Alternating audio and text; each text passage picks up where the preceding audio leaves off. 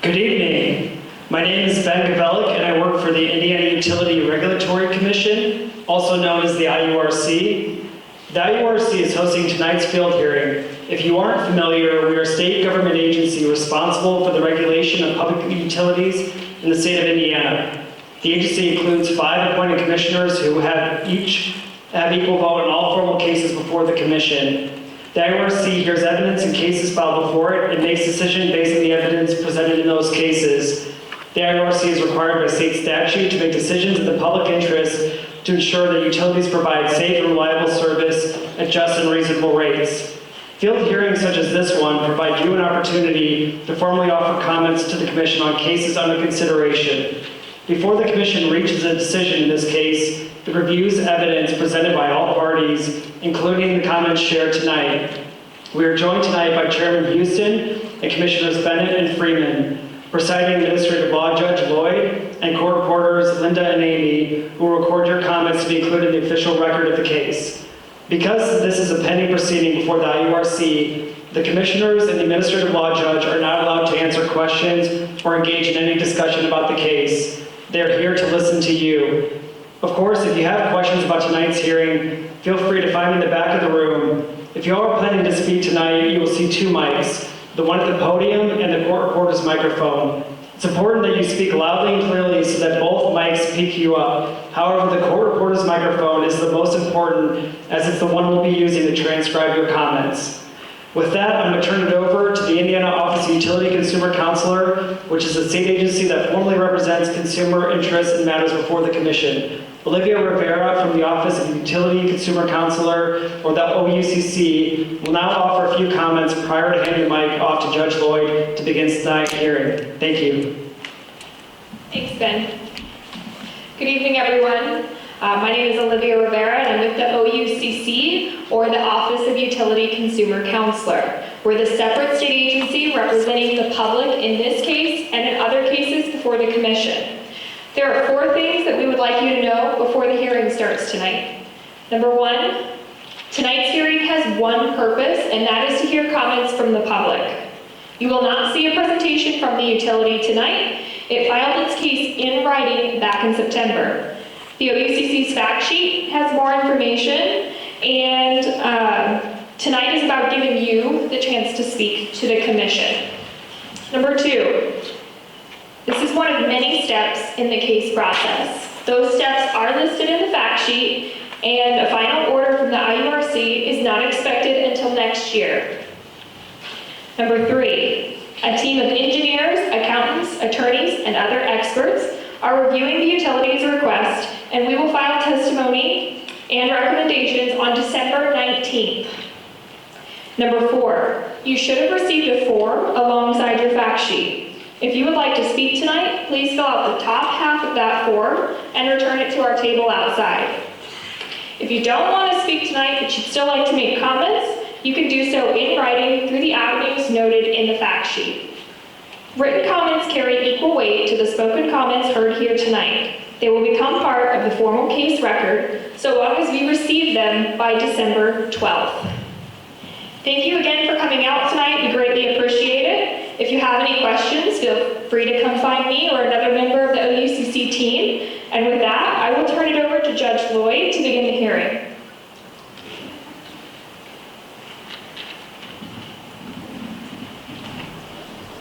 Good evening. My name is Greg Lloyd. I'm an administrative law judge with the Indiana Utility Regulatory Commission.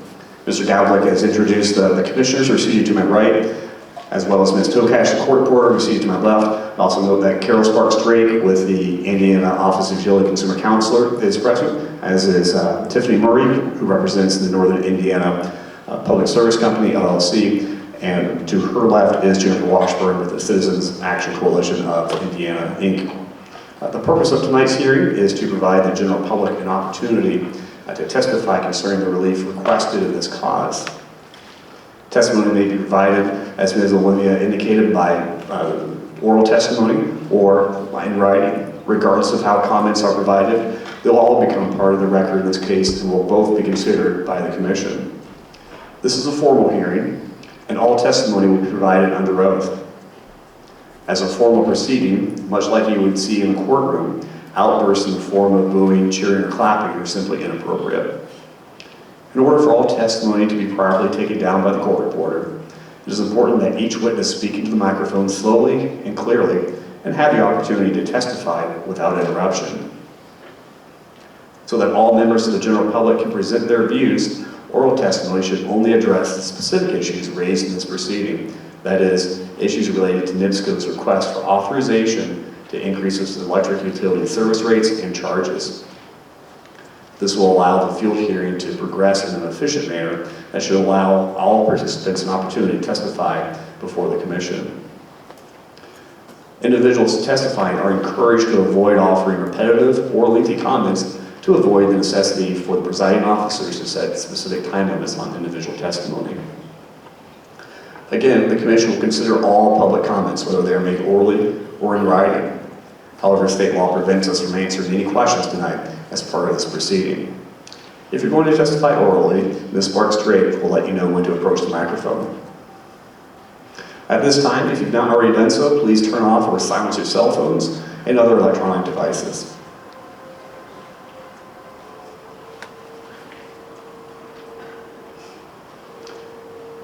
And finally, I'd like to give special thanks to the Ivy Tech Community College and the staff for hosting us tonight.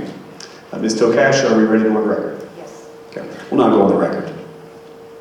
This is a field hearing before the Indiana Utility Regulatory Commission, and the cause docketed before the commission is cause number 46120, captioned as Petition of Northern Indiana Public Service Company, LLC, pursuant to Indiana Code Sections 8-1-2-427, 8-1-2-61, and 8-1-2.5-6 for 1, authority to modify its retail rates and charges for electric utility service through phase-in of rates. 2, approval of new schedules of rates and charges, general rules and regulations, and rider, both existing and new.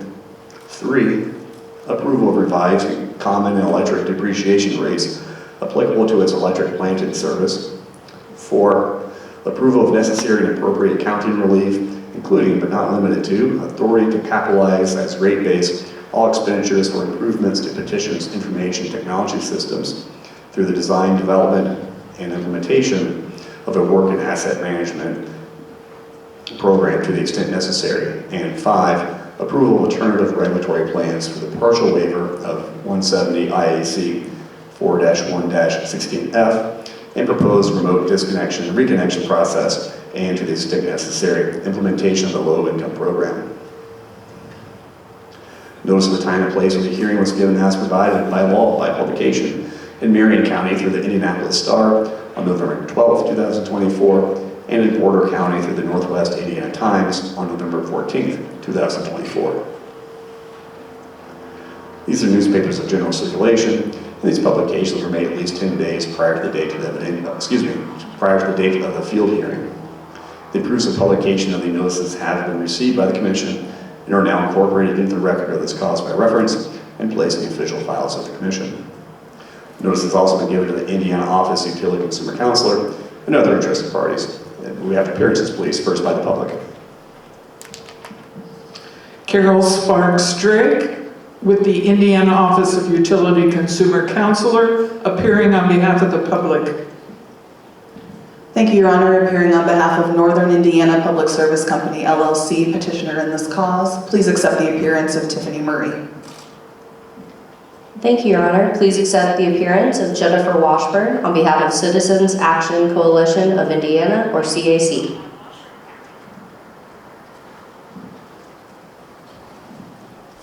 Thank you, Counsel. At this time, I will swear in the members of the public who plan to give testimony tonight.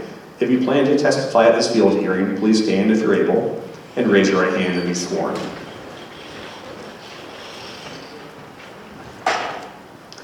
Do you swear or affirm that evidence you will give in this cause will be the truth, the whole truth, and nothing but the truth? Yes. Thank you. You may be seated. Ms. Sparks-Drake, when you're ready. Thank you, Your Honor.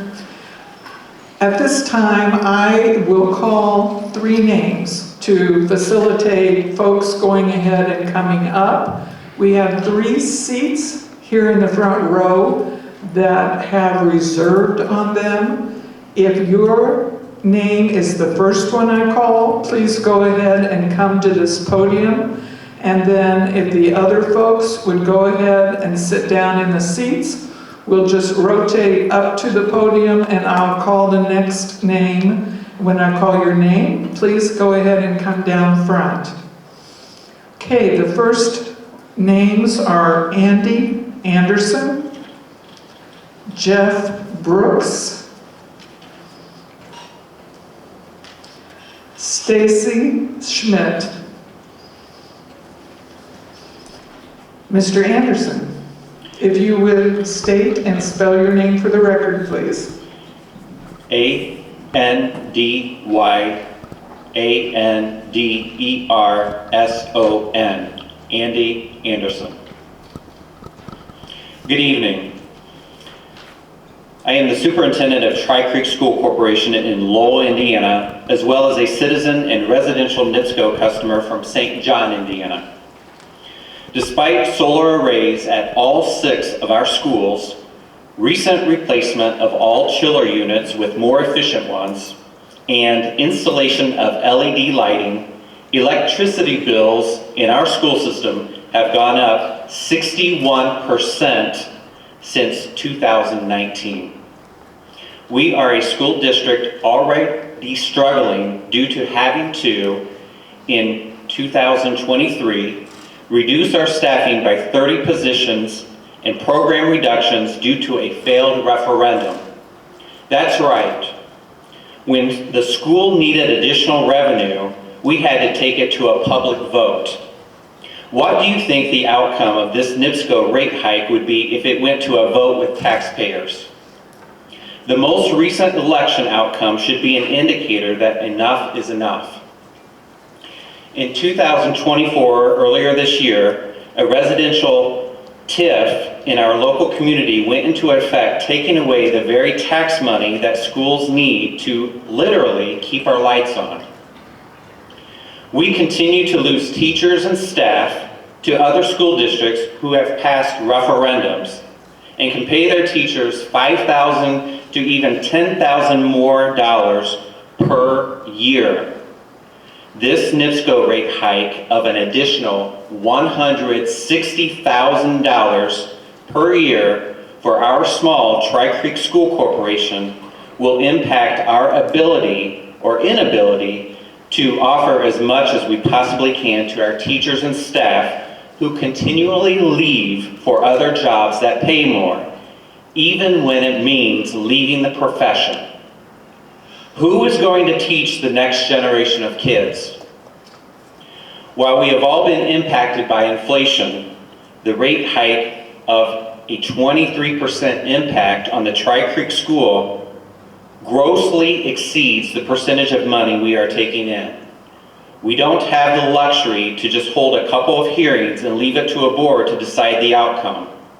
On behalf of the entire southern third of Lake County, Indiana, that encompasses the 179 square miles of the Tri Creek School Corporation, please do not approve the requested proposal. It is not the will of the people.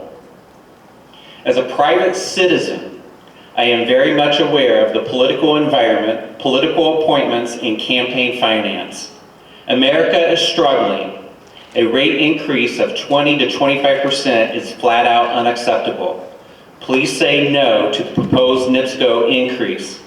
Send the message to NIPSCO to do as the rest of us have had to do in figuring it out of how to continue to do more with less. The problem with schools and taxpayers, though, is that we've already had to do more with less, and now we are at a breaking point. Please do not approve the proposed NIPSCO rate hikes. Thank you.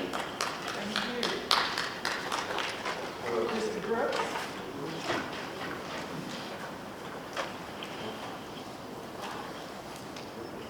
Dominic Yankee?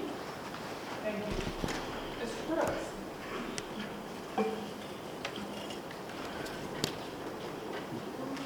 JEFF. Okay.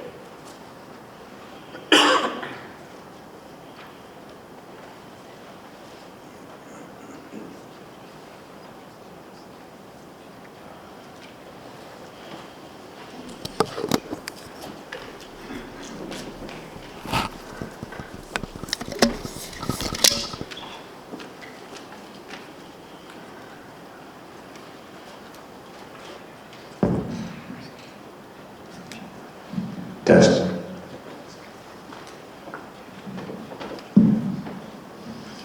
Thank you. Mr. Brooks. JEFFBROOKS, Jeff Brooks. My name is Jeff Brooks. I'm the superintendent of schools for the MSD of Boone Township in Hebron, Indiana. Our district is located in the southwest corner of Porter County and is home to nearly 1,000 students in preschool through 12th grade. Today, I'm here to speak to you about our district's financial situation, our recent energy efficient measures, and the impact that this proposed rate increase will have on our school district. After a successful referendum renewal in November of 2021, the school board and I started working on a comprehensive 8-year financial plan to cut our operational expenses. One of our specific strategies was to target our energy expenses. The end goal of this work was to either significantly reduce or completely eliminate the need for a future referendum renewal in 2029.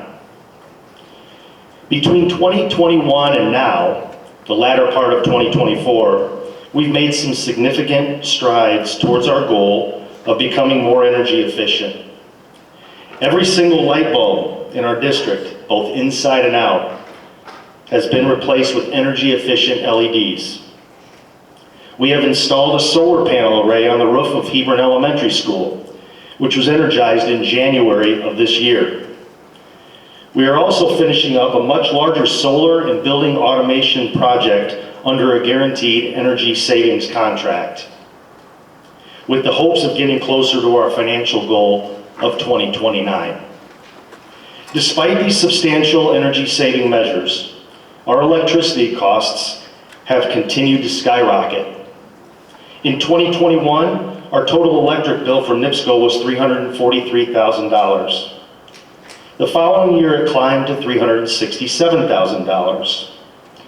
In 2023, after a full implementation of LED lighting, our bill reached $398,000. Now, in 2024, even after our solar panels are fully operational, we're on track to spend nearly $430,000 on electricity. This represents a staggering 23.5% increase, which equates to $87,000 since 2021. Energy consumption is one of our largest operational expenses, and as you've heard, our school district has taken decisive action to reduce our usage. The most recent rate increases over the past several years have significantly eroded the benefits of our investments. And with a rate number of 523, the MSD of Boone Township is facing an increase of over 25% in this current proposal. This translates to an additional $100,000 in our operating budget. It's disheartening that our efforts to save money are being undermined by NIPSCO's proposal. This proposed rate increase threatens to derail the progress we've made over the last 3 years, and it burdens the residents in which will face much higher energy bills. And it may force us to continue to seek additional tax support through another referendum in 2029, which is what we've been working to avoid. This is a very challenging situation for any school district, especially a small rural school district like the MSD of Boone Township. So on behalf of my 5 elected school board members, I urge the commission to carefully consider the impact of this proposed rate increase on the MSD of Boone Township and all schools in Northwest Indiana. Although I'm not speaking on their behalf, many districts like ours are already struggling to balance budgets and provide essential services, which limits our ability to meet the needs of our students. Thank you for taking the time to consider these comments tonight. Thank you. Thank you. Ms. Schmidt and Ryan Rust, please come down. If you would state your name and spell Stacy Schmidt, Stacey Schmidt.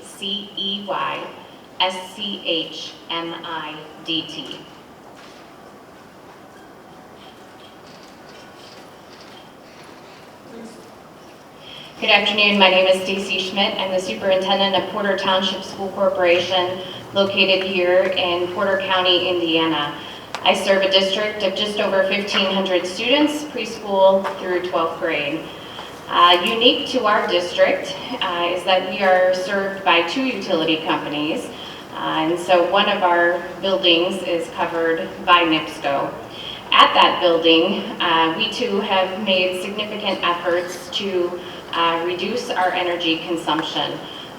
We have new boilers and chillers, we have solar on our roof, we have LED lights in every light bulb, we have motion controlled sensors. Our lights go off in the rooms when they're not in use.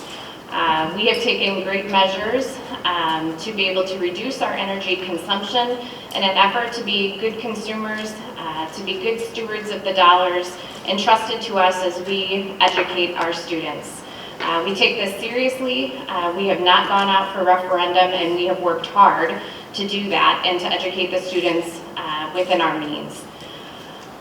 When we look back over the past 2 years, we have a 24.5% increase.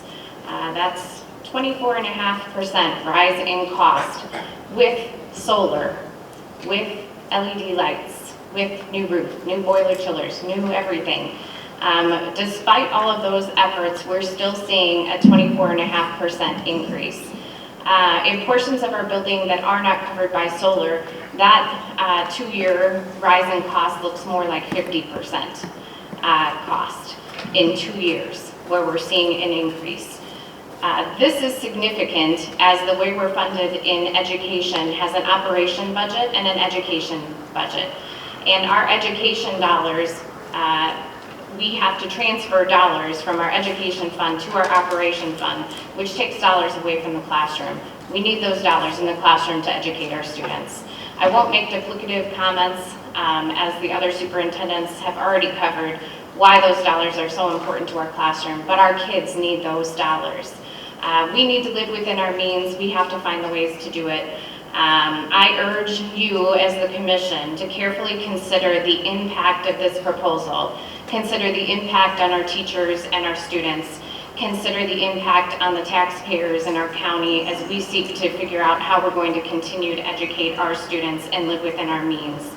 I would urge you to consider the strain on our resources as we work to educate our littlest learners on up to our high school graduates. Thank you for your time and your consideration. Thank you. Mr. Yankee, please come on up, and Dennis Jefferson.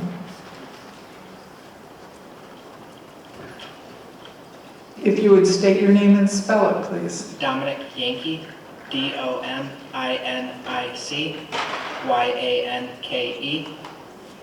I live at 904 Willow Spring Drive, Michigan City, Indiana. I would like to take a moment to recognize everyone who couldn't make it to this hearing today to oppose the rate hike, whether it be due to a lack of transportation, working night shifts as my dad does, or being unable to drive in the dark as my grandma is unable to.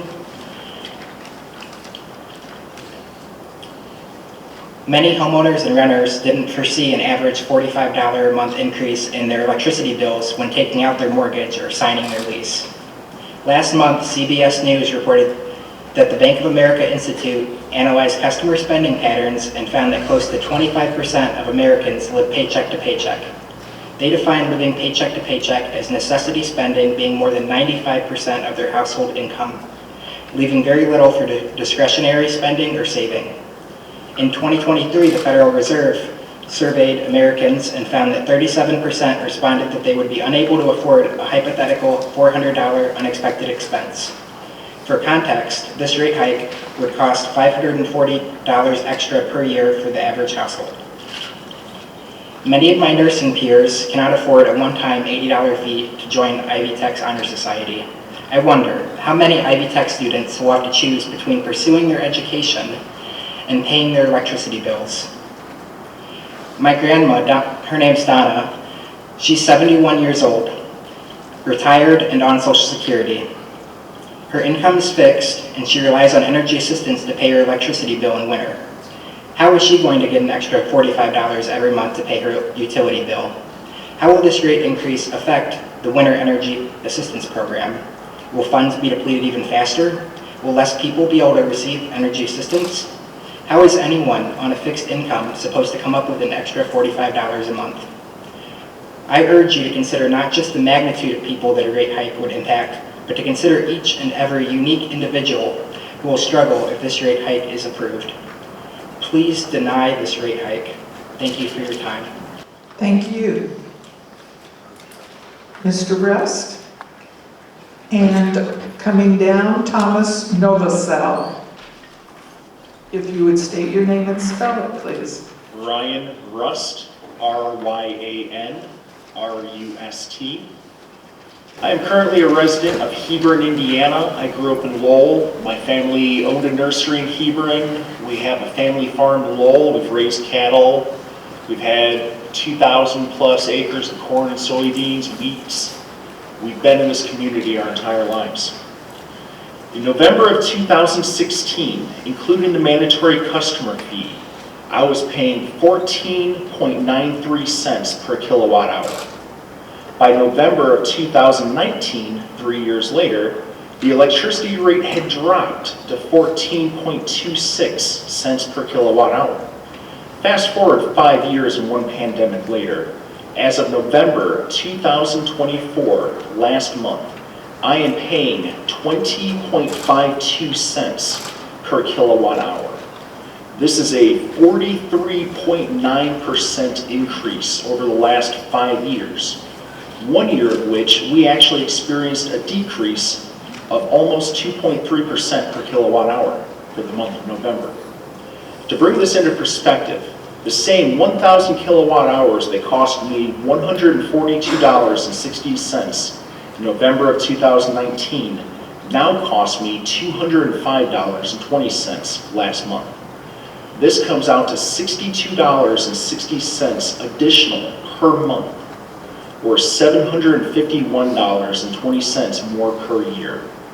In the same time period, the Indiana median household income has increased from $49,421 in 2019 to $6,351 in 2024. After being taxed for the appropriate bracket, the original difference of $10,930 in additional earnings is reduced to an increase earnings of $8,510.10 per year, which is $709.17 per month. Remember this, the average Hoosier now makes $709.17 per month more than they did in 2019.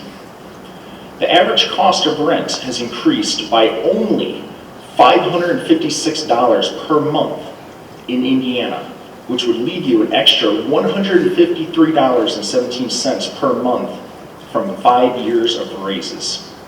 If you have purchased or refinanced your home during this time, the average mortgage price has fared a little better at having only increased by $391 per month, leaving you with an extra $318.17 per month after 5 years of raises to spend on electricity and utilities.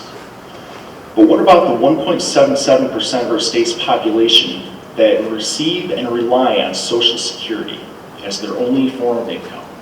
From 2019 to 2024, these individuals who live alone or are widowed receive an increase of $172 more as a cost of living adjustment per month. Those who still have their partners receive a little more than $258 per month. NIPSCO's website claims that customers, and I quote, would see an overall increase of approximately $32 per month, or approximately 22% above projected bills at the time of implementation, end quote. This is $22 per month on top of the 43.9% increase that we've seen over the last 5 years. This would increase the $20.52 per kilowatt hour that I paid last month to 25.03 cents per kilowatt hour. I want to remind you that I paid 14.2 cents per kilowatt hour in 2019. And once this rate hike is approved, which I have no reason to believe it won't be, I would now pay 25.03 cents per kilowatt hour. This will be a 56.97% increase within a 6 to 7 year time span. How do they justify this increase? Coal has increased from $59.51 to $73.50 per short ton, but they are actually in process to phase out their one remaining Indiana coal power plant. NIPSCO's commodity charge for natural gas has decreased by just over 1 cent per therm since 2019. Are they paying their employees 56.97% more? Probably not, since the median Indiana income has only increased by 22.1%, as mentioned earlier. At these new prices, we will pay an additional $45.10 per 1,000 kilowatt hours compared to today, and an additional $107.70 per 1,000 kilowatt hours compared to in 2019. Over the last 5 years, the U.S. total increase in inflation was approximately 20.96%. This is less than half of what NIPSCO has already raised prices by during that time period. Thank you. Thank you. Mr. Jefferson? Martha Ray, please come down. Good evening. If you would state your name and spell it for the record, please. I will. My name is Dennis Jefferson, Dennis Jefferson. I didn't come with a prepared script. I came simply as a citizen. I'm disabled as well as my wife is disabled. Over 2/3 of my check goes to pay the current NIPSCO bill. We barely eke by. Let me say it like this. I cannot afford corporate profits. I just can't. You guys have introduced nuclear waste to our waterways, promised us lower prices, and now you want to give us a price rate hike. It's unthinkable. It's really kind of ridiculous. I mean, you know you put a nuclear plant in Lake County. That's all I got to say. Thank you. Michael Alomio, please come down. Mr. Novosel, if you would state your name and spell it for the record, please. Good evening, I'm Thomas Novosel. That's Novosel. I'm a first-time home buyer that I moved to Hebron, Indiana. What I wanted to comment on was that I moved in late June. Between July and November, our town was plagued with several power outages that lasted several hours. I do IT work. I work remotely, so it's impacted my work working remotely.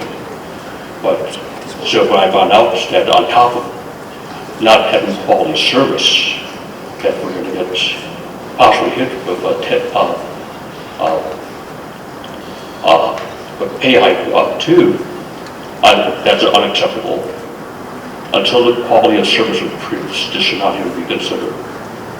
Thank you. Thank you. Ms. Ray? And coming down, please, Gary Brown.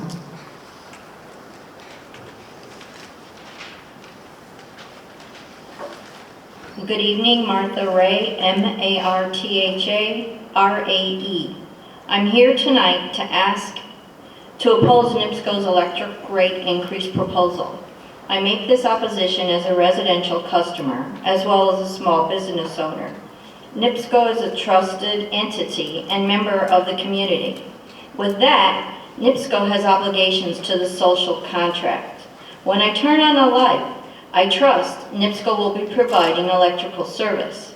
This trust extends to NIPSCO business operations as well. NIPSCO's plan for new generation facilities should not be borne through rate increases of its customers. These funds should be procured through other financial levers. I shouldn't have to pay for future infrastructure while paying current charges and then paying for infrastructure again next gen. When I need to invest in my business, I figure it out internally. I don't pass along these costs to my customers. So should NIPSCO. I provide developmental services to Indiana's youngest children. My services and rates are contracted by the state of Indiana with oversight by the Administration for Children and Families, a division of the Federal Health and Human Services Agency. My rates are determined based on cost data from 3 years ago. I'm always closely managing my operational costs. Working with children has razor-thin margins. Absorbing an unforeseen cost such as this may force me to join the 20% of my colleagues who have left the field due to rising costs of doing business. The story I share here tonight is an echo of the 6,000 statewide colleagues in Indiana. Indiana loses $4.2 billion of economic revenue due to the lack of service capacity within fields such as mine. This rate increase will further disrupt this part of Indiana's vital education system. The IURC website lists the requirement to make decisions in the public interest and to ensure safe and reliable service at just and reasonable rates, just rates, as a stated objective. This proposed increase does not reflect a just or reasonable cause, and it is not supported by operational imperatives impacting critical function. Thank you. Thank you. Donald Brzezowski. If you would please state your name and spell it for the record. Mike Alonzo, Mikealonzo. I'm speaking to you today against this increase. I'm speaking to you as a retired person and a landlord. We've had to deal with inflation in every aspect of our lives lately. We've had to deal with property tax increases through higher property values, and we're not getting the raises in our fixed income as a retiree to offset these huge increases in utilities. As a landlord, I have to pass on these costs to my tenants who obviously are struggling as well and may not be able to afford it. It just seems like you're piling on with the rest of the world today on people just trying to get by. And it seems like we're getting the cart before the horse when it comes to investing in capital improvements. Thank you. Thank you. Mr. Brown and Jane Smith, if you would come down, please. My name is Gary Brown. Gary, like the city, G-A-R-Y. Brown, like the color, B-R-O-W-N. Boy, did they help me with sales for 50 years. To have a simple name doesn't mean you're simple-minded. And a lot of people find out. If you know your business, you can make your sales. I always got in the door from people that gave them bad service. Bad service. Indiana is known for bad service through NIPSCO. I have friends that work with NIPSCO. Long-time friends. And they tell me enough stories to fill your record books here. They are doing what comes naturally for utility. But when I was a student at Valparaiso University, there's a big group that started Save the Dunes. I'm president of Isaac Walton, Porter County.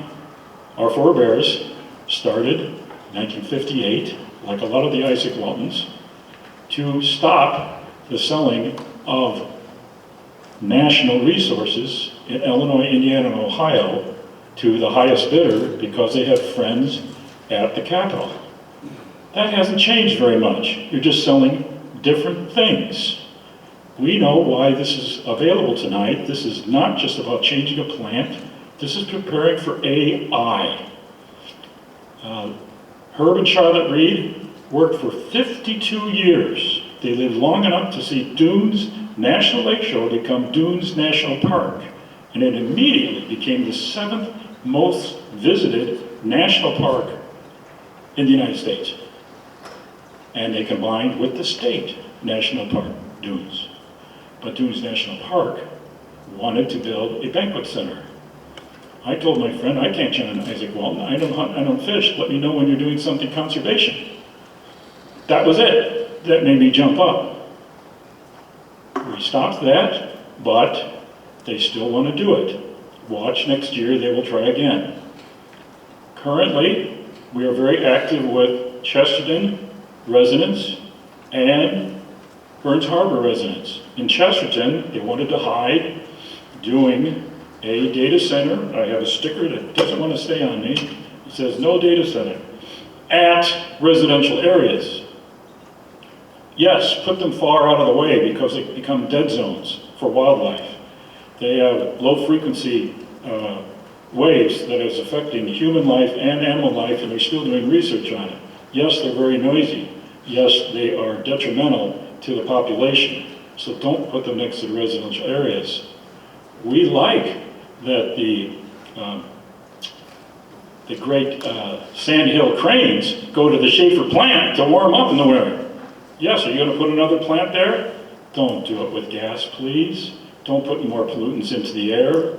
We're trying our best to work and clean the air in northwest Indiana from the mills, from the oil refineries. I know it's tough. You're going to be closing the Michigan City plant. We've been waiting for that for decades. Let me give you a short story before I leave. We'll send you other data through your website. In Chesterton, they didn't tell the public. They wanted to do a data center. The town council handled it badly, so badly that the town manager had to resign. He took the fall. Then they came out with statements saying, we never wanted this before, which was not true. They were desperate for money. A lot of small towns, that's what they like to go after. The same group went to Burns Harbor with the same data and virtually threatened them, saying, you can't say anything. They try to do non-disclosure agreements, NDAs. They finally confessed last month that the vote would have been 3-2 against. That means only one vote stopped them from putting up a data center next door to the Dunes National Park. That is our heritage, save the dunes. Isaac Walton, Porter County, as it is with other Isaac Waltons in northwest Indiana. They're coming back to being politically correct. Isaac Walton lost their way. They used to be the premier conservation group in the 70s, started by people specifically for the purposes I mentioned earlier. And then they got busy hunting and fishing and drinking about the one that got away. Well, that doesn't cut it as much anymore. They've got to speak out about even things like plastic pollution. And I told them at the last meeting, this last summer, beware of data centers and the threat to small towns that they try to overpower. We were already working with Chesterton, and then Burns Harbor happened. Guess what? I got calls back from people saying, they're here in Nebraska. They're here in South Dakota. They're here in Iowa. And now we see 3 already going to Maryland. We know what you're dealing with. You want to have some extra infrastructure alive because the big money people may not contribute their share. I drove by the Amazon. Oh my God, it looks like they're digging the Panama Canal up there off of 20. New Carlisle. Yes, deep pockets. Microsoft and LaPorte, the city of LaPorte. At least they were semi-transparent, and some of the ones in Maryville as well. I know you're in a fix. You need to figure out something. You're not the only utility doing this. Please research Loudoun County, Virginia, the largest group of data centers globally. And they are finally getting some rules to slow down the pollution and the ones that were left behind. Nobody can go back to that land after 20 years of desecration. Don't let that happen to Indiana. Certainly don't let that happen in Northwest Indiana. And please be transparent that the hidden one in Burns Harbor, BlackRock, has now become a shareholder of NiSource. It was just in the news. Well, what a surprise. None at all. Those of us in the know, public needs to know, please don't embarrass yourself by approving something that is subterfuge by people with billions, or as Everett Dirksen, the famous senator from Illinois, would say, billions, billions, billions. Pretty soon you're talking real money. Yeah, the public is just nickel and diming. You heard these examples from the schools and from honest citizens just to pay their bills. They have no idea what's going to hit them from behind. I applaud that you're doing this. I applaud that you're getting information from the public, but do your due diligence on where the money is coming from and where it should go, and go after the big money people first rather than the citizens of Northwest Indiana. Thank you. Thank you. And Jared Eagle, E-G-E-L, on deck, please. Good evening, Don, D-O-N, Przybylski, P-R-Z-Y-B-Y-L-I-N-S-K-I. Yeah, good evening, board members. I introduce myself. My name is Don Przybylski. I reside in Michigan City, and I am the president of the City Council and been on the council for 13 years.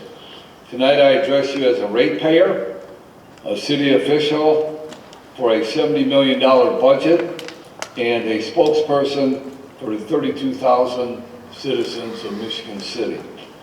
As we know, NIPSCO's testimony projects an average monthly residential electric bill rate increase of $166.90, and that's with easy math for customers using 714 kilowatt hours to 233 for customers using 1,000 kilowatt hours, and new rates are fully implemented in March of 2026. With simple math, to me, this all equated to an increase of $66 a month. Could be off a few dollars here or there, but a total of $900 annually.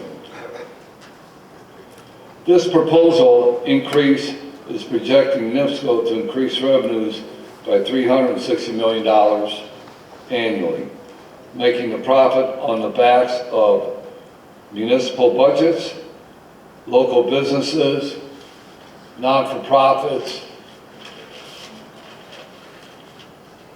residents, particularly low-income residents, and those living on fixed incomes. To give you an idea of the income and poverty state in Michigan City, 21% of the population live in poverty. The number is in income, or the median income in Michigan City is $51,000 a year. In the state of Indiana, it's $76,000 a year, so we're well below the median income level.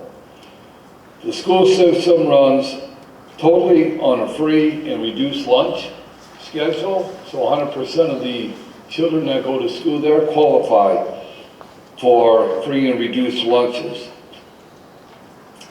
Some of the organizations I belong to, one in particular, on Monday morning, they go to the Salvation Army and they pack backpacks with food that go then to the school children, and they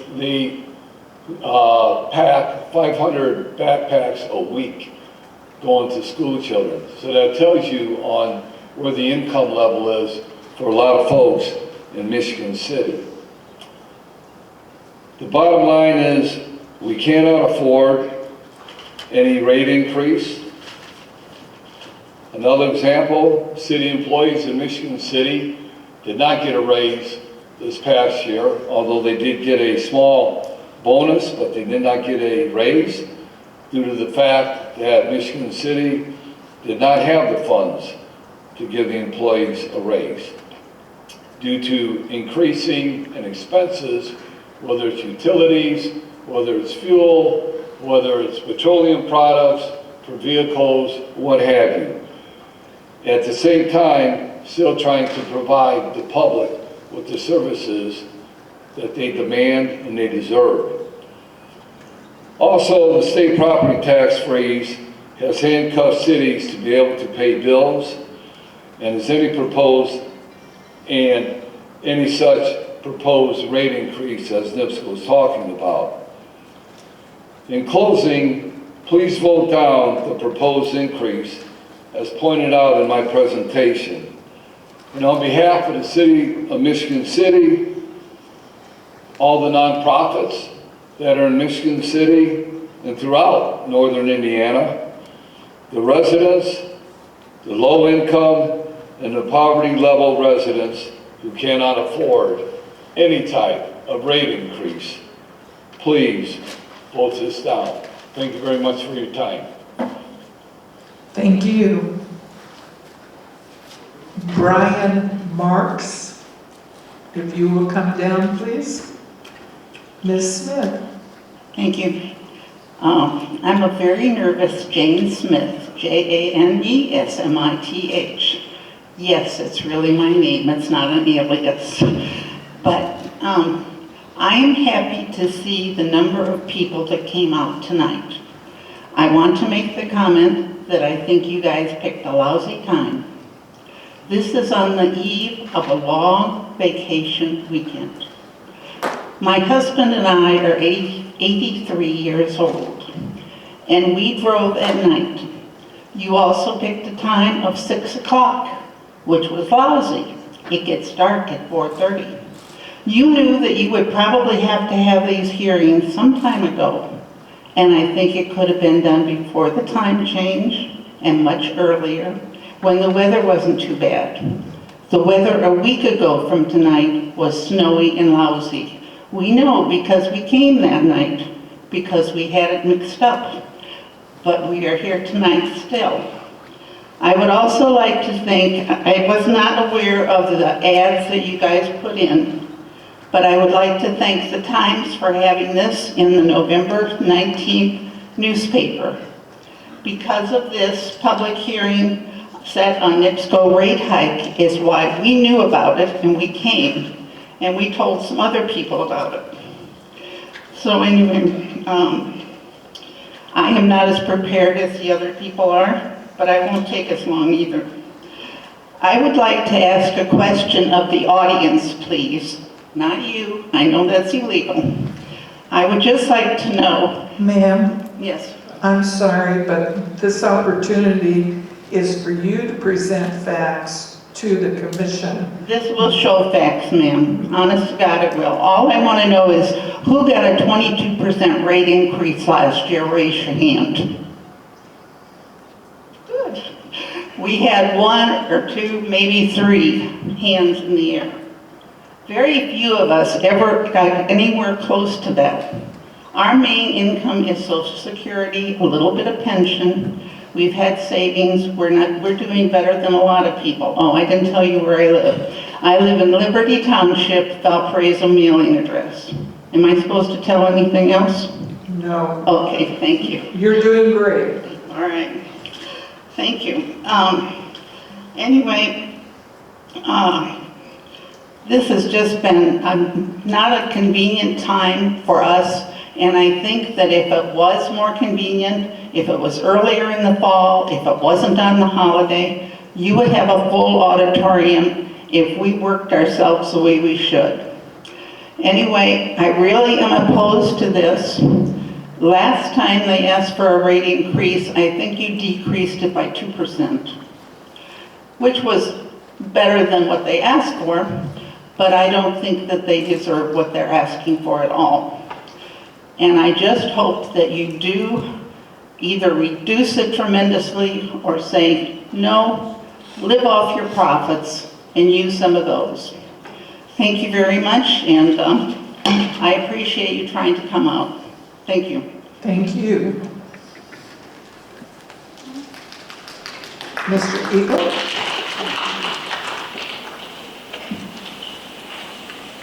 Thank you, Commissioners. Welcome to Northwest Indiana. So why is all this happening? As another gentleman had mentioned, Sir? I'm sorry, I'm Jerry Eagle, Jerry, last name Egel. Thank you. I'm sorry, I apologize. Large scale, as a previous gentleman mentioned, large scale, multi-billion-dollar companies are building data centers all over the place. Those data centers increase demand on our electrical grid, but we don't have the increased supply to support that. So the laws of supply and demand, they're saying we need a rate increase. NIPSCO wants us, the individual resident, to essentially supplement these multi-billion-dollar companies' operating costs.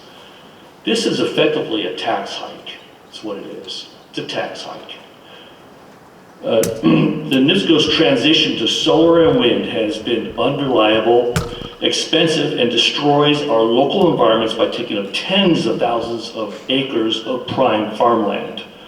2 years ago, this commission voted to increase rates to support their sustainable energy efforts. Those efforts have not reduced our rates. There was all these promises that solar panels getting free energy from the sun that will have reduced rates. It's quite the contrary.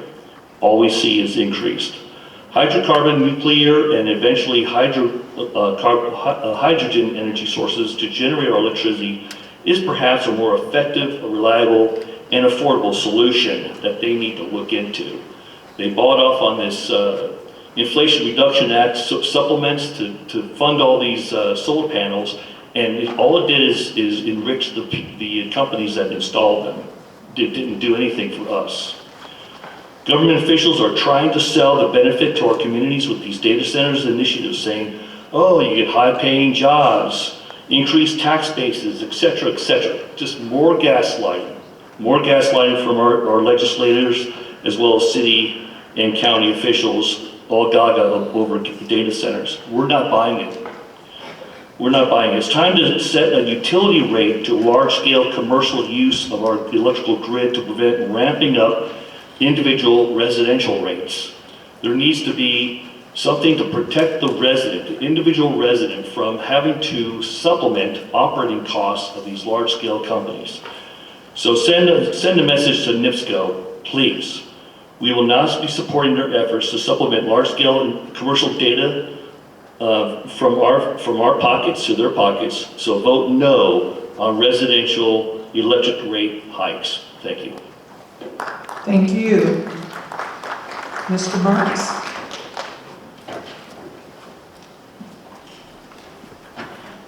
Good evening. Like most times in my life, I have disagreements with some of the other people. Sir? Oh. I need Brian you Marks. to, thank you. B-R-I-A-N-M-A-R-X. Brian Marks, M-A-R-X, first name Brian, B-R-I-A-N. I live in Porter. One of my houses is in Porter, just up the road. The other home I have is in Greenfield, Indiana. So one of the interesting things about all this is that down there I pay 11 cents a kilowatt hour. Up here I'm paying 17, 18. It depends. For some reason, the whole structure changes monthly. Because I look at my bill every month and I separate the meter, I separate the sales tax, I just look at kilowatts and kilowatt costs, and every month it's different. I don't understand how they do that. I know like NIPSCO or UPS used to charge us a gas fee or something, you know, because we had gas prices and things like that. But I don't see how they charge that. My utility down there, Greenfield Utility, is just a tiny little town. They have meters that tell me every hour. I can go on an app and look at what my utility bill is, how much I've used today. NIPSCO's using an antiquated system. Doesn't do anything near that. But they think they should charge us more for that same meter, even before the energy cost.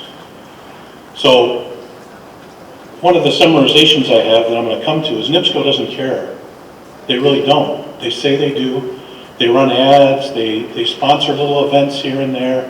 You know, it's nice to go downtown Valpo and see an orchestra play or a band play, And NIPSCO is proudly our #1 donator, right? Well, who's paying that? All of us are paying that. They're not paying that. They have no income. They're the same as you guys working for the government. Government has no income. They take it out of our pockets. NIPSCO is taking out of our pockets. They continue to do it on and on and on. And you know what? At the end of this, I'll say it again, so I'll apologize to you. You guys evidently make it too easy. So now I'm going to start. Sorry I got on the sandbox. This increase affects us all exponentially. I don't know if you've caught that here, but I've listened to the schools talk, retired people talk. Hardworking people are having a hard time with this, but it's not just going to affect this bill. You guys are only looking at one portion of it. It's not the exponential part. The exponential part is every business in this locality, every nonprofit, our churches, our schools, all these people are going to pay more. Where's that going to come down to? Oh yeah, that comes out of my pocket again. Let me just dig into some more. It's not the $700 or $800 or $1,000 or more we're going to pay on our NIPSCO bill. When I go get a cup of coffee, it's going to cost me more. When I go to the diner for breakfast, when I go to Aldi's to get a dozen eggs, it's all going to cost more.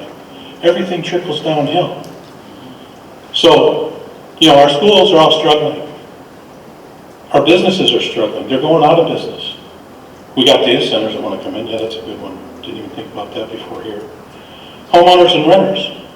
My taxes are going to go up because school taxes go up. Renters, their rent's going to go up because all that stuff happens. You know, the landlord, he's got to pay more everywhere he goes. If he goes to Home Depot, he's going to pay more. Got to buy a new toilet? Oh, that costs more because NIPSCO just raised the rates. So all businesses will see this increase and they will pass them on to us. We, the public, are trying to survive, yet NIPSCO wants to increase their profit. That's what I got out of this brochure. They're looking for an increase in profit. I think that nice little lady had a good point. How many of us have seen an increase in profit? We've all seen bills go up because of COVID. You know, it's a pandemic, nothing can be done about that, but they're responsible. I find it ridiculous that we allow you to let a profit happen from a monopoly. I can't choose where I get my electric. So how do you let them make more profit? This will hurt every single taxpayer in business. The fact that they want to line their pockets with our money is repulsive to me. I'm honestly asking why NIPSCO feels that they should so soon again ask for another increase. Is it because the OUCC is too quick to approve their rates? Or do they know if they ask for $20, they'll get 17, like they did last time? Hell, anybody would do that. Would you guys give me $100? No, how about 80? Would you give me 80, each of you? I asked for 100, just give me 80. So, I would ask this court to ask NIPSCO how much the top 10% of their employees and management got an increase in their pay. And don't just look at their pay. There's websites out there that'll tell you all this. I'm sure you're all smart to know that. Look at the stock they get, because they try to muffle their income with stock and say, oh, well, I only got 100,000 shares of stock, so you know I didn't make $1 million this year. But I think the $368.7 million they're talking about is probably going to go to pretty much the top 10% of the company. It's not going to go to the hardworking men that in a thunderstorm are climbing up a pole to get our power back on. It's going to people like their CEO, and I don't know this for a fact, but I was told by someone that worked in the building over there, the CEO has 3 bodyguards. Okay, that itself, I think, speaks for the level of management of the company. If they were a good company, they wouldn't need bodyguards. I remember back when NIPSCO's failed nuclear project was trying to get approved. Continuing the same marketing with no results appears to be NIPSCO's mantra. Why does NIPSCO work so hard to prevent homeowners from getting solar? I think that NIPSCO should offer net metering to everyone. They seem to think solar's pretty damn good if you drive down the highway. They got fields full of it. They're putting it up at record rates. They can't get enough electricians to install it.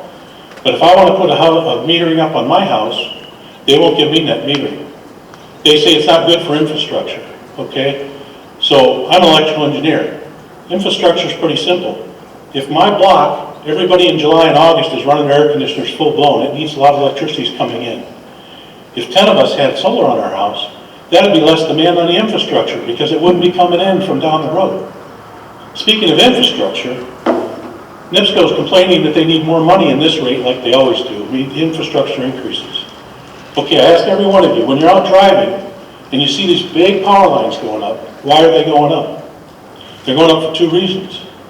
There is some increase. The number one reason is because they're shutting down their coal-fired units.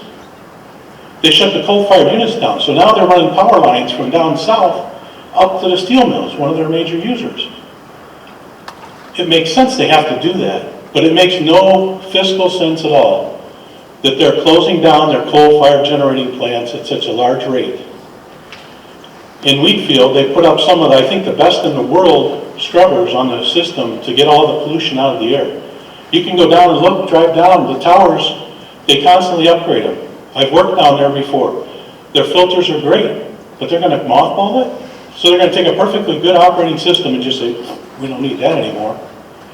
You know, this sounds like a spoiled, rich kid that's living off somebody's endowment. That's what NIPSCO sounds like to me. They have no responsibility to anybody. As soon as they spend too much money, they just come whining to you guys saying, we need more money. Sorry to sound like a child there, but it is ridiculous. And the last thing I want to say is I urge all of you, everyone in this room, anybody that might be listening to this on media, look up the salaries of these people, including their stock benefits. You'll be appalled. Tell your friends. Don't just come here. I mean, it's great. I disagree with the 6 o'clock tonight. I think it was perfect. I also like that it was a holiday because I have to work down in Indianapolis during the week, but I'm remote this week since it's a holiday, so I was allowed to be here. So, the $368.7 million NIPSCO is asking for, with a base of 487,000 customers, net data is based on the sheet you're handing out. That's $757 for each customer. Obviously, that's not just a flat fee because I'm sure the mills and schools are all paying way too much. So many taxpayers cannot afford this increase as proposed. One last time, they want an increase in their profit. Underline it, bold it, let it sink in. They have no right. You give them that right. They have no right to ask for that. They got a right to ask, but they have no right to get that profit. You people up here are going to decide if they get that profit. I want you to know at night, all the people, at least in this room, are going to be thinking of you when you issue 80% of what they asked for. Because that's bullcrap. It's just wrong. So I say no. Brian Marks, Porter, Indiana, and Greenfield, Indiana, but primarily here, says no to this. Not a percentage, 0%, none, not a zilch. Please represent my concerns and all those here that are brave enough to come and stand before you. Thank you. Thank you. Your Honor, we would ask for a recess at this time, please. All right, it's about 7:10, and so we'll take a 10-minute break, and we'll reconvene at 7:20. We will go off the record this time. All right, the time is now 7:20, and we'll go back on the record at this time. Ms. Barks-Drake. Thank you, Your Honor. I'm going to call 3 names again since we have no one sitting down here, and we'll go in the order to the podium. First name, please head to the podium. Others on deck. Jacqueline Hanlon, Reverend Michael Cooper, Lisa Valley. If you could please state your name for the record and spell it. Jacqueline Hanlon, Jacqueline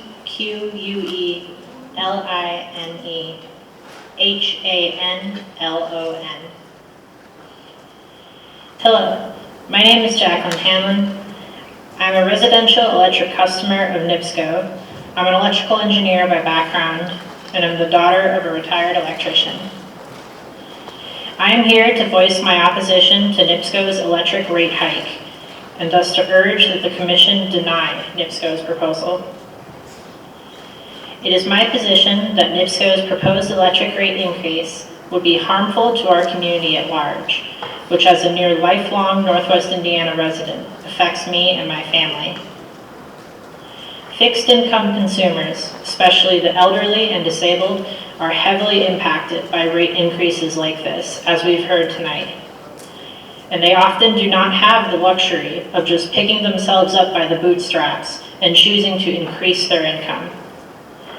Rate increases like this take money out of these people's pockets, and they have little to no recourse in recovering from it. I've known several folks throughout my life who were small business owners.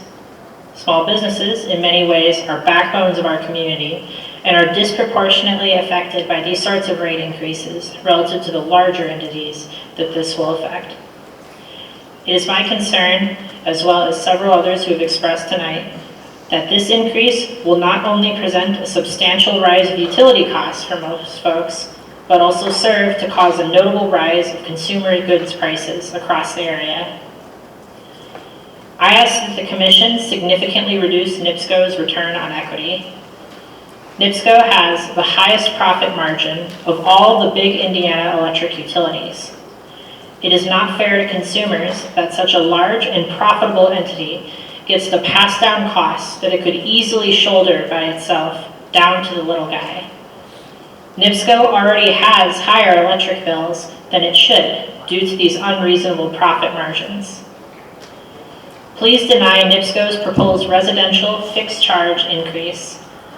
NIPSCO's proposed fixed charge of $25 would be a 79% increase from their current fixed charge of $14.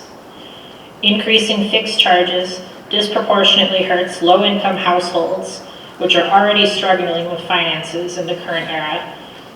And it also reduces the benefits of energy efficiency, which is something that as a society we struggle to hit right now.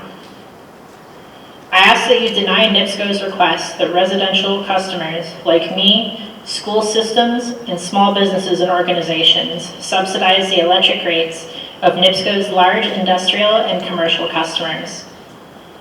It does not make sense that Hoosier households, who obviously have less financial resources than large entities, are for some reason being asked to shoulder a higher percentage of the cost of business these large industrial and commercial customers are shouldering.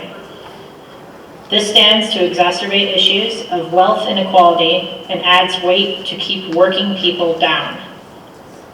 While 42% of Hoosiers are struggling to afford basic necessities, they are being attacked time and time again by these rate increases.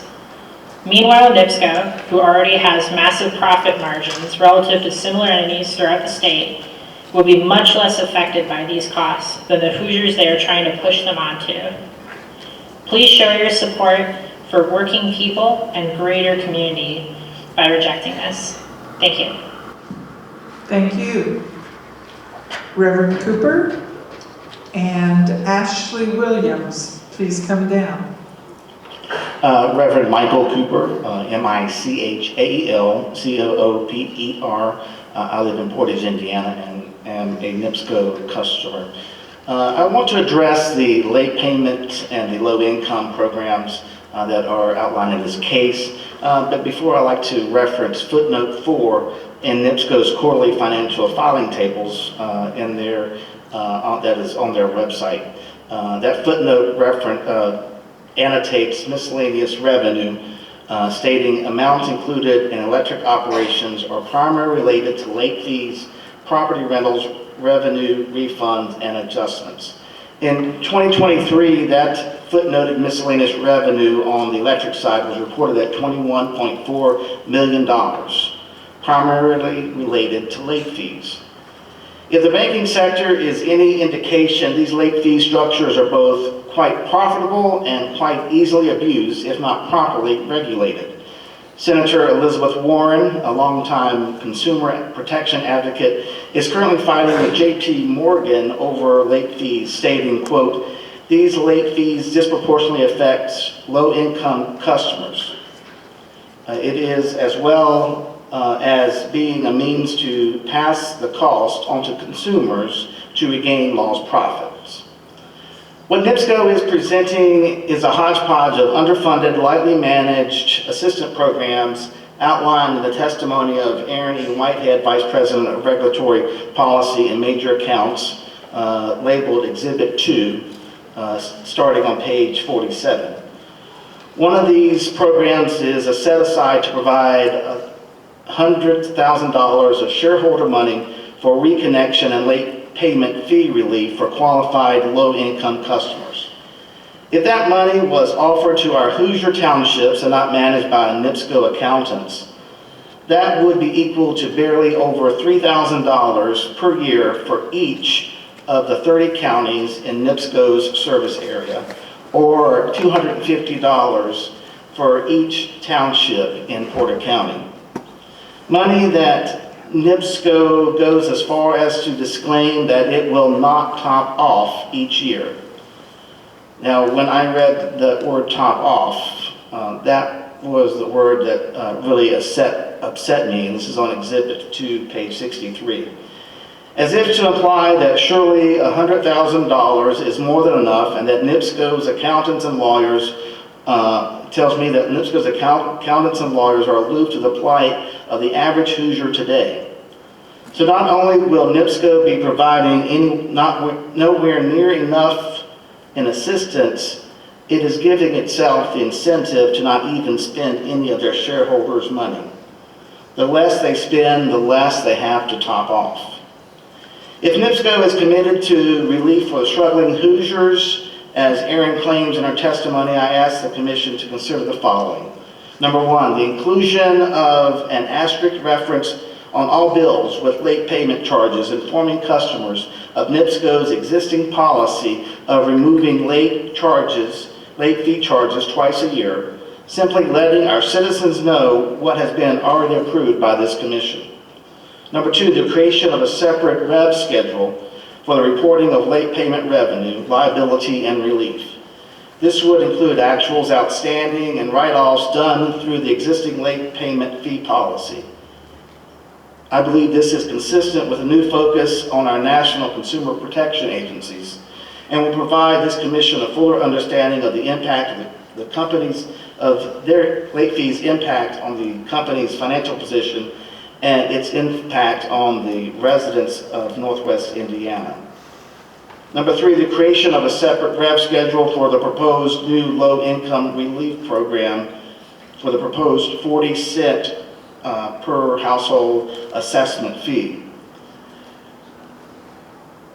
That rev schedule should be provided to the Commission with a tool similar to the one used by the Indiana State Auditor on its annual basis for regulating existing financial assistance programs through our township trustees. As NIPSCO states, it's not their money, it is our money, and I want my regulators to make sure that they properly manage it for the needs of my fellow Hoosiers and not using it to just write off bad debt for the benefit of NIPSCO shareholders. Finally, I ask this Commission to please step away from these narratives of summer and winter relief programs. I can say if you cannot pay your bill in the summer or winter, I can tell you that they would not be able to pay their bill in the fall or spring either. Poverty is not a seasonal condition. This proposed rate increase will cause significant hardships to a large percentage of Hoosiers struggling against poverty in this economy, pushing many of our neighbors over the cliff. I am asking the Commission to reject this unprecedented rate increase. Thank you. Thank you. Grace Tofola, if you would please state your name and spell it. Lisa, L-I-S-A, Valley, V as in Victor, A-L-L-E-E. Good evening, my name is Lisa Valley.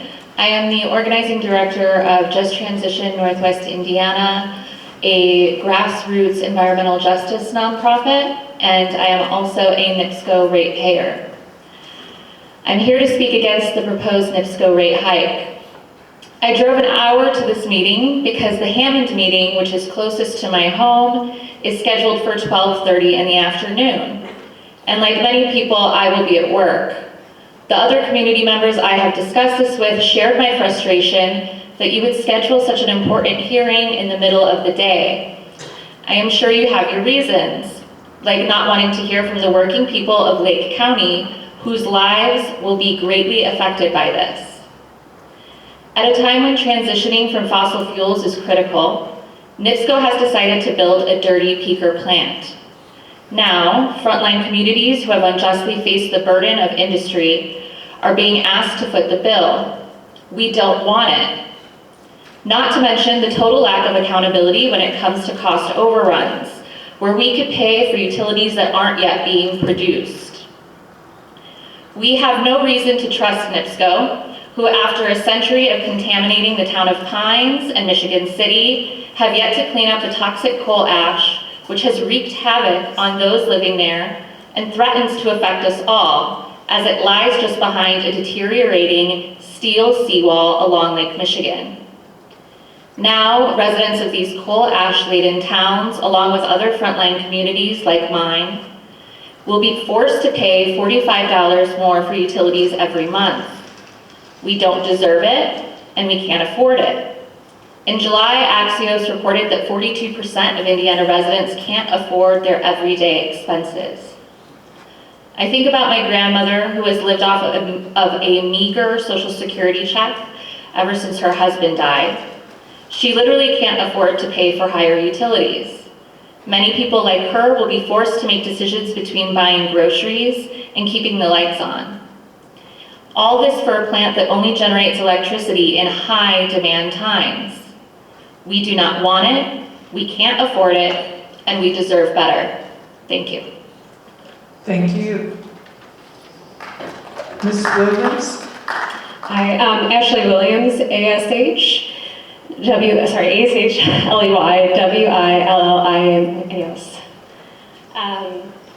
My name is Ashley Williams, and I am the Executive Director of Just Transition Northwest Indiana. I also own my nonprofit.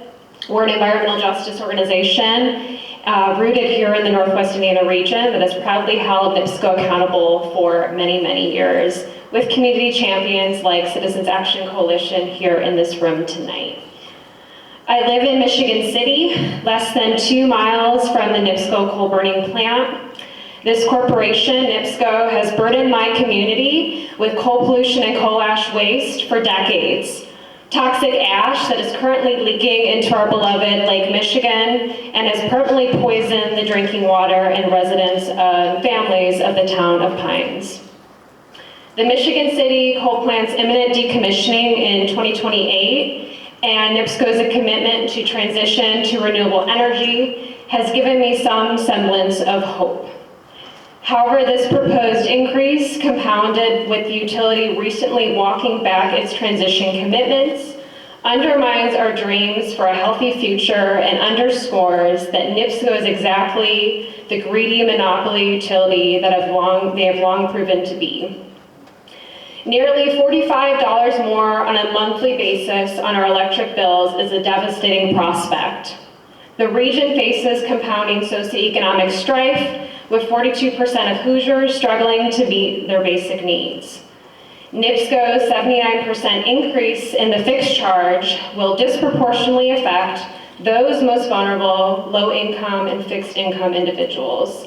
This foolish hike demonstrates that NIPSCO does not care about energy conservation. They care about their bottom dollar, regardless of the cost on our pocketbooks or cooking the planet. Utilities like NIPSCO keep routinely sticking us with these rate increases, one after another, devising plans to keep them richer while we stay poorer. Due to the widening poverty gap, we know the ruling elite is attempting to erase the working class of America. It's we, the working class, who make up the vast majority of NIPSCO's service base. And we're here tonight to tell you, honorable members of the IORC, that we are damn tired of unaffordable energy bills. We are damn tired of unreliable electricity. We are tired of making the impossible choice to satisfy our essential needs on a daily basis. We've had enough. These needs wealthy NiSource execs fail to understand, with the company's CEO alone earning more than $10 million in direct compensation. As part of this unjust proposal, NIPSCO is asking for millions more in annual revenue, despite receiving an over $2 billion infusion in early 2024 from Blackstone, the world's largest private equity firm and global climate villain fit for a Marvel movie. Unlike most of us testifying tonight who represent the ratepayer majority, these execs who are making these ill-conceived decisions to hike bills by $45 a month don't have to worry about where their next meal comes from or how their household or business will endeavor through the next year. Yet those who truly shoulder this increase, NIPSCO's industrial customers, region's worst polluters and offenders of our air, water, and soil, BP, Cargill, US Steel, Cleveland Clips, they're receiving an early Christmas gift of getting their electricity costs unfairly subsidized by you and I. I know I'm not alone in saying I wish we weren't beholden to NIPSCO. I wish we had the right to choose where our electricity comes from and how we power our neighborhoods. The reality is that we live in a captured state, controlled by a utility and fossil fuel lobby. It's unjust, it's unethical, and it's oppressive. However, there is no excuse for inaction. IURC, that is where you come in. You have the power and the ability to deny this proposal. We know you are obligated to preside over these cases, and more often than not, you approve these petitions. But please make this time different than the last. This increase could be crushing and even detrimental to the tens of thousands of Hoosiers across the region. As we approach the holiday season and count our blessings, don't force us to tell our families that greed prevailed tonight. Help me tell them that you heard us, that you heard them, and did the right thing. I implore you to deny this proposed rate hike. Thank you. Thank you. Your Honor, the next witness needs to be sworn in, please. All right, ma'am, if you would please raise your right hand, and do you swear or affirm the evidence you will give in this cause will be the truth, the whole truth, and nothing but the truth? Yes, I swear. Thank you. Ms. Markstrom. If you would please state your name and spell it for the record. My name is Grace Tafoya, and my first name is spelled Grace. My last name is Tafolla. And I'm here to speak even though I'm really, really tired. I drove an hour out here today from Gary, Indiana, because of all my family members that have to work and don't have the time or the energy to ever come out here, or any of the citizens of Gary, Indiana who are living in poverty, who spend every single day of their lives working to pay these bills, and you're looking to hike up their prices. I remember as a kid, it was normal for kids to come over to my house after school to spend the night because there wasn't any heat in their house, so they would come to stay warm with us. Or there wasn't any running water, so they would come to take a shower at our house. Or some days that was me. This morning that was me, because I chose not to turn on the heat this past entire month because I know I can't pay the NIPSCO bill. There are so many other people who have to make that decision each year when winter comes around. Sure, it's okay during the summertime for us to sweat to death, but even in my high school, they turned off the AC in the summertime because they couldn't pay the NIPSCO bill. In the wintertime, sure, we'd get heat, but it was still freezing in that high school. And we're already paying for the heat and energy bills of the polluters in our area, but are getting government subsidizations, and they're getting handouts. Where's our citizens' handouts? Where's our break or our profit gain? NIPSCO made $515 million in this year alone, not even finishing out the year. They can take it from those profits. And sure, they're just looking to increase their profits, but citizens are tired of paying this, and people like my sister-in-law don't have the money to pay these NIPSCO bills, and people who are living on fixed incomes like my aunt don't have the money they don't have any room in their budget to add in extra costs. A 79% increase And this is not only devastating, but impossible to pay. So I'm here to remind you that we're real people, and you actually affect people's lives, and they actually have to choose between eating or being warm each year. And you might not have to make that decision, but somebody else does. Thank you.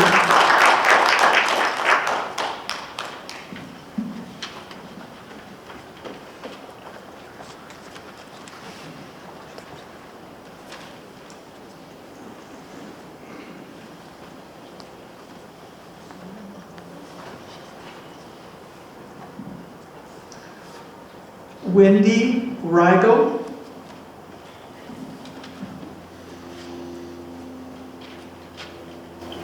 Wendy Riegel, W-E-N-D-Y-R-E-I-G-E-L, and I live in Chesterton, Indiana.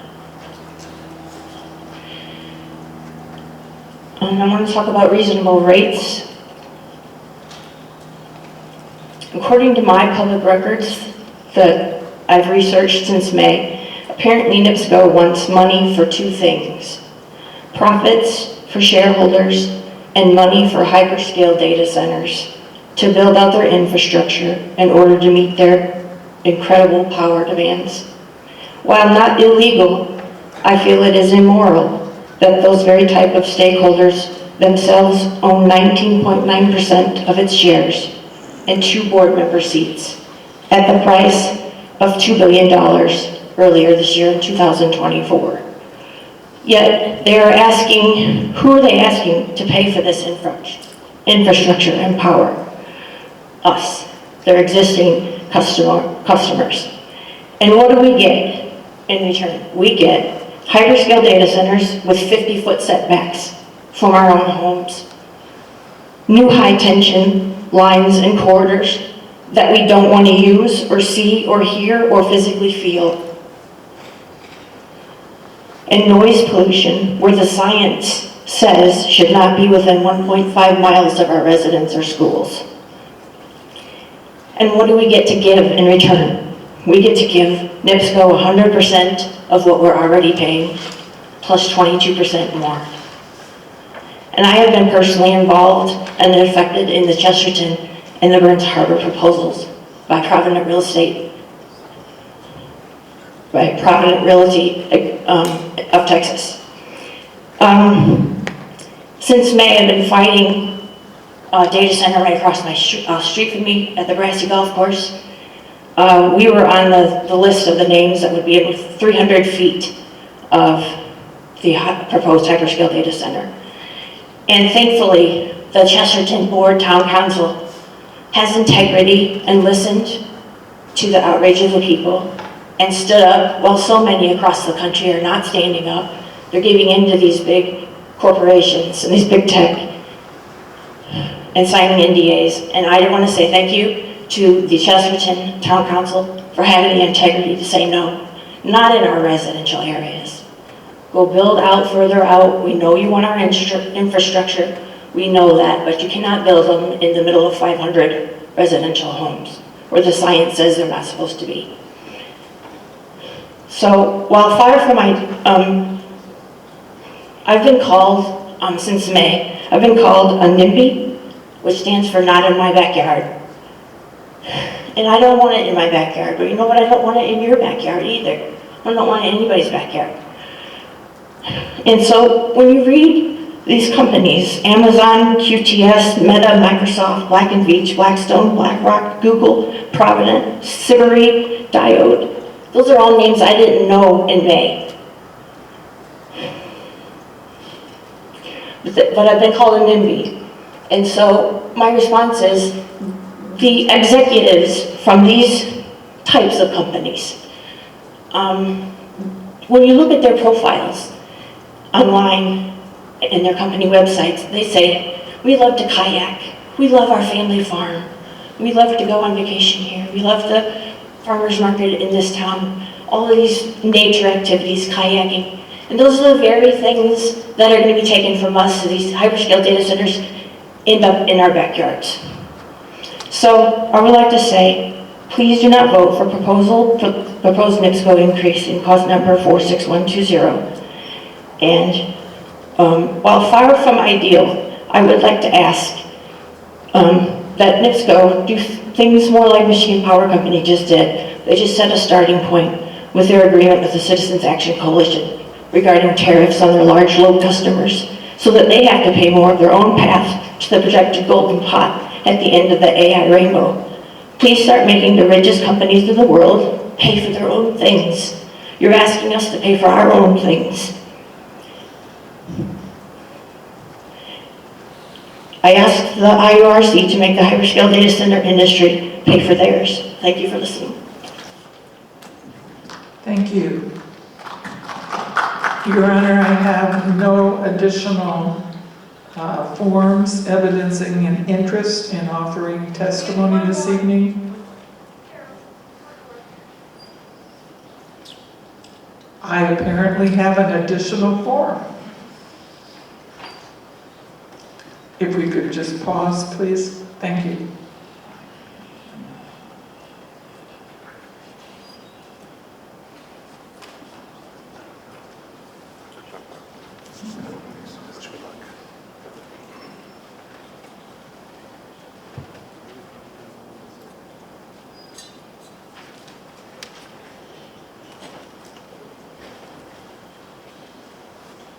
Do I just state my name?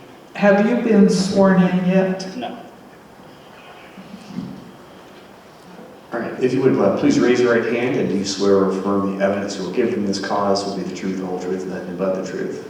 Yes. Okay, Ms. Sparks-Greer. Would you state your name for the record, please, and spell it? My name is Devin Norfleet, DEVON NORFLEET. I have been a resident of Indiana, East Chicago, Indiana, for the last 15 years. I did not prepare a proper speech today, but I just wanted to give my piece and tell you that I don't believe that NIPSCO at all needs this increase, especially to the people in Northwest Indiana who are already struggling and barely making ends meet. I am a child of a single mother. I've lived with her since infancy, and even though I am 23 and currently a citizen who is participating and has a steady job, me and my mother still live together and are barely above the poverty line and are living paycheck to paycheck. And I think it's abhorrent that NIPSCO can make a positive revenue report and positive gain report and still ask us for more money every year. I have had terrible service from NIPSCO throughout my entire stay in Northwest Indiana, and we have this year alone, in the months of June and July, have had rolling random blackouts that lasted from anywhere from 30 minutes to 3 hours. And although they have positive gain reports and have made millions this year, they still don't have any proper infrastructure in the areas they already are, and are looking to expand and make new infrastructure for the ones that already exist and do not work properly. And I just think that it is a terrible idea to put the strain of their new infrastructure on us citizens when we are already paying them abhorrent prices and can still barely get proper service.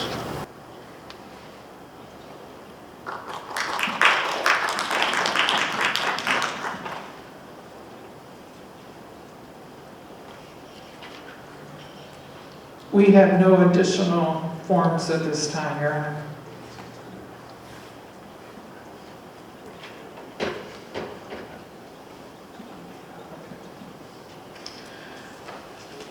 In the absence of additional interest, we would move for the admission of Public's Exhibit VFH1.